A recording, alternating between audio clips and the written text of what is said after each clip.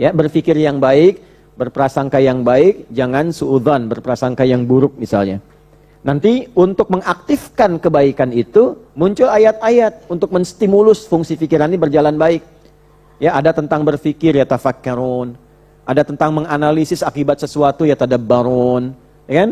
Ada menganalisis kejadian-kejadian sampai hewan. Misalnya ada unta, lihat, bukan sekedar dilihat. Ketika ada fungsi iman itu diberikan, ya, maka ayat turun untuk mengaktifkan bagaimana berpikir dengan iman. Zikir dan fikirnya seimbang. Alladzina yadhkurunallaha qiyaman wa qu'udan wa 'ala dzunubihim. Itu baru zikir. Wa yatafakkaruna fi khalqis samawati wal ard. Baru zikir dibawa ke fikir. Ketika fikir dibimbing oleh zikir, hasilnya pasti baik.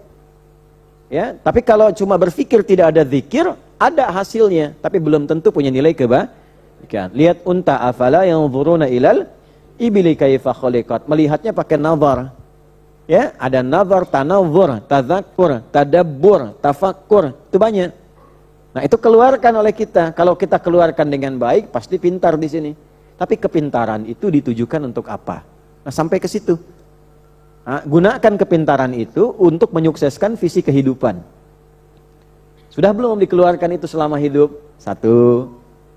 Terus mata, ya, dari mata turun ke, oh, ibu langsung ke hati aja. Jangan gitu Bu, ya. Bercanda ya. Dari mata ke telinga, telinga ke lisan. Apa perintah untuk telinga ini? Nah, baca ayatnya. Ayatnya keluarkan dulu. Nanti contoh mengamalkan ayat itu, lihat kehidupan Nabi, dijelaskan oleh Nabi. 1, 2, ada kasus, 1, 2. Nah, kasus itu nanti ada teorinya. Ada kaidah. Ulama membuat nanti analisis. Jadi kejadian kehidupan seputar Nabi, terus dikumpulkan, lalu kumpulan itu secara sistematis disusun, jadi kaidah, dibuat kaidah. Jadi disiplin ilmu. Maka muncul nanti ada ilmu hadis, ilmu tafsir, ada akhlak, ada fiqih, ada usulul fiqih. Jadi dari semua kejadian itu ada muncul kaidah, salah satunya al-ibaratu bi umumil lafzi la bi khususis sababi. Hukum berlaku pada keumuman perintahnya, bukan pada kejadiannya khusus. Yang mengalami si fulan, tapi kejadian itu akan terjadi lagi di masa depan dengan tokoh yang berbeda. Kalau kejadian itu muncul lagi, maka lakukan yang seperti ini solusinya. Nah, misal, ini ada adik-adik yang belum menikah misalnya kan, mau menikah, belajar dulu fikih nikah. Jangan nanti pas menikah baru belajar. Ya, belajar. Hebatnya di Islam itu sebelum dihadapi itu dijelaskan dulu. Ini masalah yang mungkin muncul seperti ini, tujuannya seperti ini, solusinya seperti ini, nanti hasilnya akan begini. Jelas sekali. Itu yang insya Allah kita dapatkan dalam Islam. Agak sulit ditemukan di luar itu. Kalau tidak percaya tinggal di riset. Nah, sekarang selama hidup tugas kita hanya menunaikan apa yang telah Allah tetapkan. Itu saja. Dan kalau sudah begitu pasti dunianya sukses, akhiratnya pun bahagia. Udah pasti itu. Ya, silahkan lihat. Walaupun saat memulai itu kita berada dalam titik yang paling rendah. Dan itulah yang terjadi pada umumnya seluruh sahabat. Dari titik yang paling rendah. Coba Abdurrahman bin Auf itu ketika masuk Islam. Kembali ke titik rendah dulu. Harus kehilangan apa yang telah diperoleh selama hidupnya. Ya, hartanya habis, tersisa tinggal pakaian. Karena ingin menukar dengan yang halal gitu. Tahu sebelumnya salah. Cara Allah mengambil itu semua dengan kejadian di sekitarannya. Tapi beliau sadar. Ya, bahasa manusia dirampas hartanya. Tapi Abdurrahman memahami betul. Oh, ini kasih sayang Allah ingin mengganti semua yang kurang baik dengan yang lebih baik. Nah, fikih itu dibawa. Sehingga ketika Anda mencari pekerjaan harus meninggalkan yang tidak baik, walaupun kelihatannya banyak. Nah, fikih itu menjadi motivasi kita melalui sirah. Ternyata ketika diganti itu dengan niat yang baik dan dia yakin dapatnya jauh lebih banyak. Dari yang tadinya kaya langsung lompat level 3. Level 1 kaya, level 2 kaya banget, level 3 kebangetan kayanya. Tertinggi. Semua kan di situ. Bilal coba. Siapa yang tidak kenal Bilal bin Rabah itu? Ibu kenal Bilal? Coba, statusnya awalnya disebut budak, disiksa, ya, dicambuk, dibentangkan di tanah lapang yang panas, di atas batu yang dipanaskan dulu.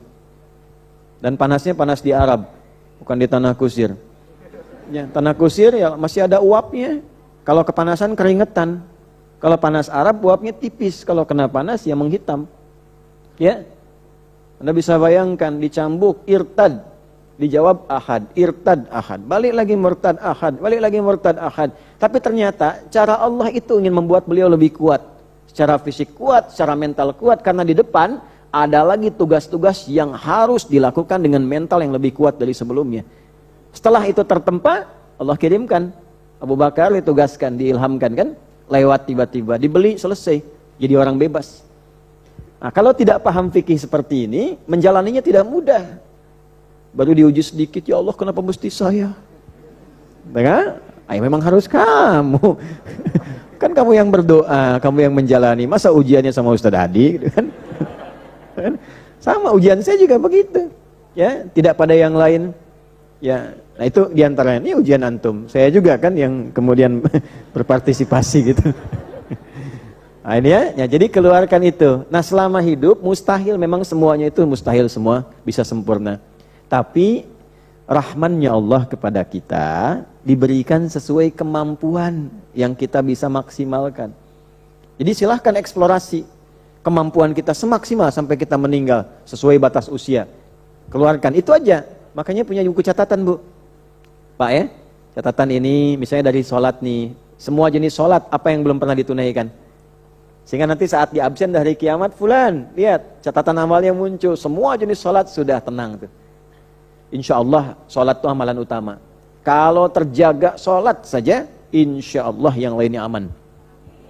Ya. Nah, tapi itu nggak cukup dengan amin tuh ya. Catat dulu semua itu. Awwalu ma yuhasabu bihil abdu yaumal qiyamati as-shalah. Amal pertama yang akan dihisab di hari kiamat itu dari seorang hamba adalah sholatnya. Idza salahat, kalau benar sholatnya, sholaha sairu amali, itu akan berdampak baik pada semua amal yang lainnya.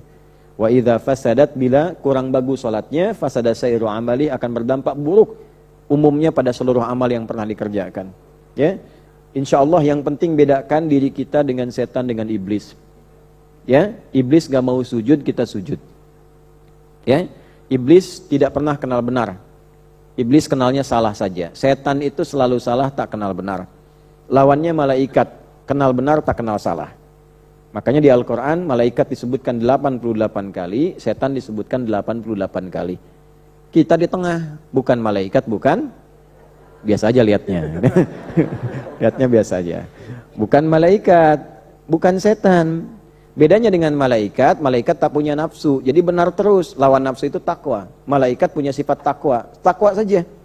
Karena itu nggak kenal salah. Sifatnya la ya'sunallaha ma amarahum wa yaf'aluna ma yu'marun. Quran surah 66 ayat ke-6. Jadi mengerjakan tugas itu aja tupoksinya. Nggak pernah tertukar dan tidak punya bakat bermaksiat. Ya, pernah ada cerita misalnya malaikat Jibril korupsi ayat? Nggak ada. Pernah ada tukaran tugas nggak? Ya, malaikat maut yang disebut Israel sejengkel-jengkelnya tetap mencabut nyawa. Ya, Joel, ya, misalnya Phil, Israfil, saya malas banget nyebut yang ini, kamu aja lah. Enggak ada. Ya, itu tugasnya itu aja, itu ya sudah. Ya, dengan jiwa takwa, nggak kenal salah. Karena nggak ada nafsu. Malaikat tidak menikah, malaikat tidak makan, malaikat tidak minum, ya kan? Nafsunya nggak ada. Karena itu nggak ada kreativitas.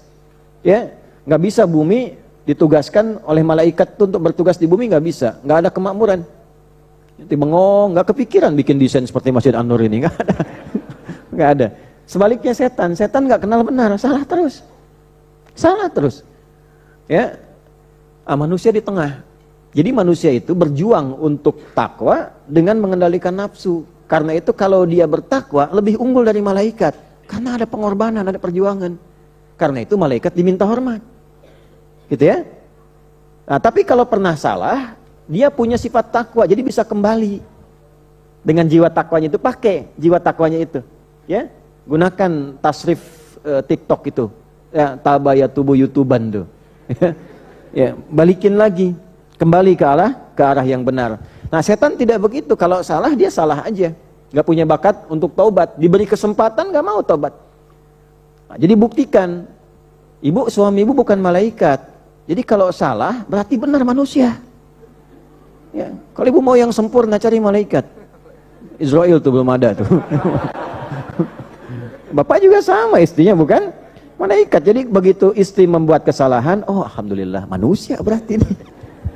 Gitu ya. Tapi bapak juga harus kembali jadi baik karena bukan setan. Jadi kalau ada suami ibu salah nggak pernah pengen baik, bukan saya yang bilang. Didoakan supaya baik. Jelas? Nah, itu kalla lamma yaqdima amara.